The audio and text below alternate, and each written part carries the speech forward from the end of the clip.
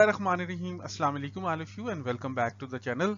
आज हम सीखेंगे अगर आपने इंग्लिश में कहना हो ज्यादा से ज्यादा वो मुझे छोड़ देगा, या ज्यादा से ज्यादा वो मुझे नौकरी नहीं देंगे, या ज्यादा से ज्यादा रिजल्ट अच्छा नहीं आएगा, बट इट डजंट मीन कि आप मेहनत ना करें या आप नौकरी के लिए या काम के लिए अप्लाई ना करें तो ज्यादा से ज्यादा क्या होगा।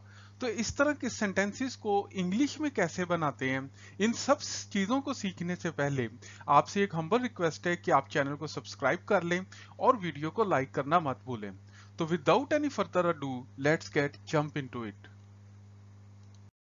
देखिए, जब भी कभी आपने उर्दू में ये कहना हो, जैसे आप कहते भी हैं कि ज्यादा से ज्यादा वो मुझे छोड़ देंगे, या ज्यादा से ज्यादा मेरा काम नहीं होगा, ज्यादा से ज्यादा मुझे जॉब नहीं मिलेगी, या ज्यादा से ज्यादा रिजल्ट अच्छा नहीं आएगा, ज्यादा से ज्यादा वो बात नहीं करेंगे, ज्यादा से ज्यादा मैं अकेला रह जाऊंगा। अब इन सारी बातों में एक मैसेज भी है कि देखें, ज्यादा से ज्यादा वो मुझे छोड़ देगा, क्या होगा कि आप कोशिश करें, ज्यादा से ज्यादा क्या हो सकता है वो छोड़ देगा। इसी तरह इसका मतलब ये नहीं है कि मैं सोच लूं कि मुझे जॉब नहीं मिलेगी तो मैं अप्लाई ना करूं, या मैं ये सोचूं मेरा रिजल्ट अच्छा नहीं आएगा तो मैं कोशिश ही ना करूं। तो मुझे कोशिश भी करनी चाहिए, मुझे अप्लाई भी करना चाहिए, यानी कि मुझे फुल कोशिश करनी चाहिए। तो मैक्सिमम क्या हो सकता है, तो ये इसके पीछे बिहाइंड जो सेंस है वो ये होती है। तो जब भी कभी आपने ऐसे सेंटेंसेस बोलने हो, सबसे पहले आप लगाएंगे एट द मोस्ट, उसके बाद आप सेंटेंस लगाएंगे। जैसे मिसाल के तौर पे, ज्यादा से ज्यादा वो मुझे छोड़ देगा, at the most he will left me. ज्यादा से ज्यादा वो मुझे नौकरी नहीं देंगे, at the most they will not appoint मी।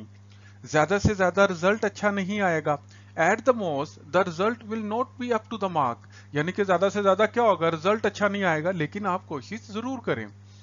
इसी तरह ज्यादा से ज्यादा वो मुझसे बात नहीं करेगा, at the most he will not talk to me.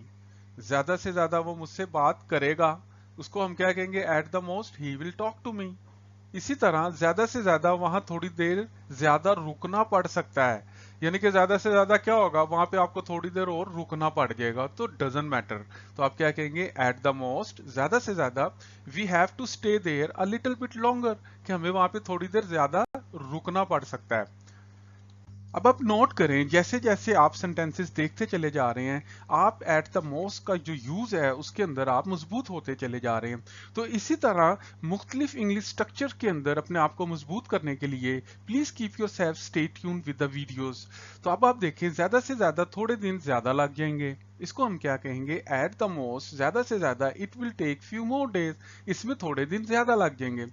In the same manners ज्यादा से ज्यादा थोड़ा ज्यादा चलना पड़ेगा, या ज्यादा से ज्यादा थोड़ा ज्यादा चलना पड़ सकता है, इसको हम क्या कहेंगे, एट द मोस्ट ज्यादा से ज्यादा we may have to walk a little longer, कि हमें थोड़ा सा पैदल ज्यादा चलना पड़ सकता है।